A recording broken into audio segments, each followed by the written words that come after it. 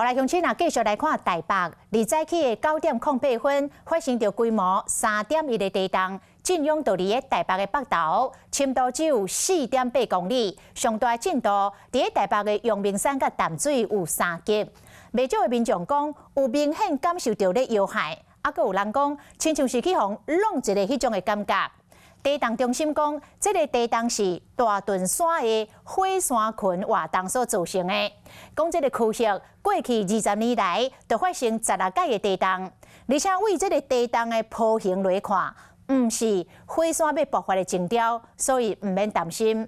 啊，那台湾的后山花莲早起嘛，伫个15分钟内连摇2届，一届是9:22分，规模4.6。随后阁有一届规模3.9。大屯自然公园有出日头，风景真水，不过镜头一个海，规粒山敢若有变形共款。有民众写讲，敢若厨房出来扒一个共款，有海2秒，就是讲有沙石车经过，敢会是倒位崩山？这拢是因为早起9:08分，台北市北投发生规模3.1的地动，深度敢若4.8公里，海上大的伫阳明山甲淡水有3级。那大屯火山的底下岩浆窟的流体，因为它流动侵入到周围的岩层，那导致周围岩层的力平衡机制被破坏，所以它就产生错动。错动的过程就引起地震。那这样的地震呢，在过去20年里面啊，差不多的位置里，大概有16起地震。那最近一次是发生在2021年。虽然无算罕见，不过震央真挖山下断层，外界发了讲，这2项敢有关联？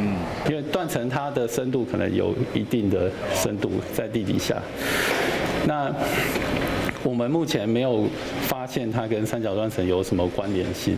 专家提醒讲，未来有可能规模1到2的余震，啊，这摆地动有未少民众有感觉，不过拢无收到警告的信号。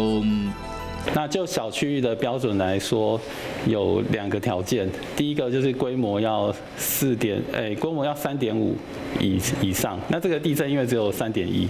那第二个条件就是说，规模即使没有3.5，但震度要达4级。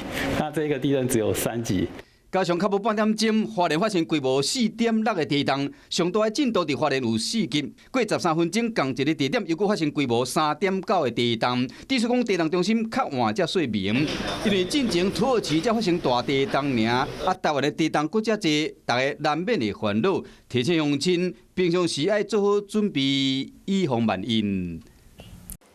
嗨，我是映彤，记得订阅华视的 YouTube 频道，并且要开启小铃铛哦，站起来！